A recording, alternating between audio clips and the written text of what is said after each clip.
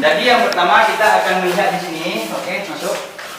Ini adalah silsilah ataupun rentetan sultan-sultan yang berkuasa di Samudra Pasai. Dari masa terawal yaitu Sultan Al-Malik As-Salih, kemudian diteruskan oleh Sultan Muhammad yang beliau bergelar ada dua gelar.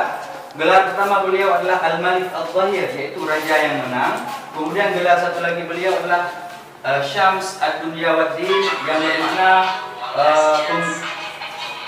penguasa Syams Ad-Dunyawaddin, matahari dunia dan agama. Beliau seorang ulama juga sekaligus seorang umara. Jadi beliau adalah seorang sultan yang sangat hebat. Beliau juga wafat di hari yang sangat istimewa dalam Islam, yaitu pada tanggal 12 Zulhijjah tahun 726 Hijriah. Ada tahu tanggal 12 Zulhijjah hari apa? Hari Tasyrik. Beliau meninggal pada hari raya ketiga. Hari raya pertama 10 Zulhijjah, 11, 12. Hari raya ketiga bulan Zulhijjah. Kita bisa melihat mereka sedikit keadaan pada masa itu. Beliau berkuasa sekitar 30 tahun lamanya. Seorang sultan yang sangat besar, dibuktikan dengan gelar-gelar ataupun sifat-sifat yang dipahatkan oleh orang yang sangat mengenal tentang kepribadian sultan ini. Beliau adalah seorang sultan penguasa dunia, kemudian juga beliau seorang ulama. Dengan kata tadi, Syams Ad-Dunyawaddin, matahari dunia ataupun penerang dunia dan agama. Di saat muslimin pada masa itu sedang bersukacita menyambut hari raya Kurban ataupun raya Idul Adha, beliau kehilangan seorang tokoh yang sangat mereka agungkan, seorang tokoh yang mereka sangat cintai, yaitu seorang sultan, anak pertama daripada Sultan Al-Malik As-Salih. Jadi keadaan pada masa itu sangat bercampur aduk. Di satu sisi muslimin pada masa itu sedang bersukacita, di sisi lain mereka sedang berduka. Beliau pulang ke rahmatullah dengan husnul khatimah, yaitu dengan kata as-sa'id as-syahid. Beliau orang yang berbahagia di saat meninggal, dan beliau adalah seorang yang meninggal syahid. Syahid adalah meninggal sebaik-baik meninggal dalam Islam. Beliau adalah seorang syuhada.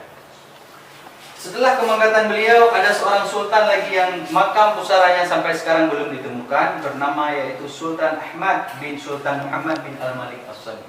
Keberadaan makamnya sampai sekarang belum ditemukan. Kita masih melacak, sangat banyak harus kita dapatkan informasi tentang tipologi batu nisan Samudra Pasai untuk mengidentifikasi bagaimana sifat ataupun ketokohan daripada Sultan Ahmad itu sendiri. Kemudian setelah masa itu berlalu, kita dipertemukan dengan seorang sultan juga yang sangat besar, yaitu Sultan Zainal Abidin bin Ahmad, keturunan ketiga daripada Sultan Al-Malik As-Salih. Beliau adalah orang yang bertanggung jawab dalam penyebaran Islam ke tanah Jawa. Dibuktikan dari bentuk batu nisannya, yaitu bentuk batu nisan tualam yang khusus dihadiahkan dari Kesultanan Delhi di India untuk Samudra Pasai. Karena keakraban dua negeri ini yang sangat harmonis pada masa itu.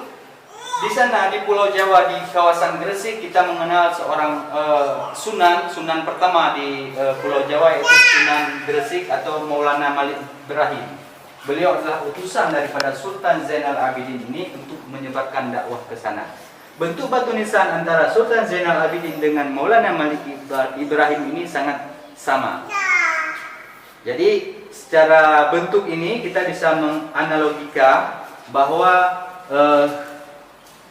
penyebaran Islam ke tanah Jawa itu berasal dari Samudra Pasai, dan masih banyak bukti-bukti lainnya untuk mengisyaratkan bahwa Samudra Pasai itu adalah pusat dakwah di kawasan Asia Tenggara. Baik, setelah itu tampuk pemimpinan dipimpin oleh seorang wanita. Ini adalah wanita yang sangat mulia. Beliau bernama Nahrasyah binti As-Sa'id As-Syahid, Sultan Zainal Abidin, keturunan keempat daripada Al-Malik As-Salih. Ini pusara makamnya ada di kompleks pemakaman periode kedua di Gampung Kutapuru.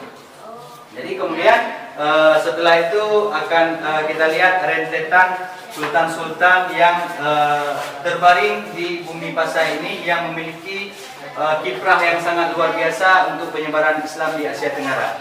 Ini adalah sultan yang sangat agung. Ini beliau tidak saja menyebarkan dakwah antar pulau, bahkan beliau mungkin bisa menyebarkan dakwah ataupun bisa bersinergi dengan perpolitikan Islam yang sangat luas di dunia Islam pada masa itu. Itu bernama Sultan Zainal Abidin Ra-Ubabda. Beliau digelar dengan kata Ra-Ubabda yang bermakna penakluk gelombang. Beliau adalah seorang yang sangat mahir, ataupun pada masa beliau ini masyarakat Samudra Pasai, terutama bala tentara yang dihasilkan dari Samudra Pasai ini sangat-sangat luar biasa pada zaman beliau. Kemudian ada Sultan Salahuddin. Di Sultan Salahuddin ini kita bisa melihat batu nisan tipologi Samudra Pasai. Tipologi batu nisan Samudra Pasai yang dimaksud adalah dengan bentuk-bentuk seperti ini. Ini rentetannya bisa dilihat sesuai dengan tahun pemangkatan daripada sultan-sultan ini semua. Jadi ada Sultan Mahmud, kemudian ada Sultan Zainal Abidin III. Jadi perlu diketahui juga bahwa Sultan Samudra Pasai itu memiliki nama yang hampir bersama ataupun hampir sama nama sultan-sultan.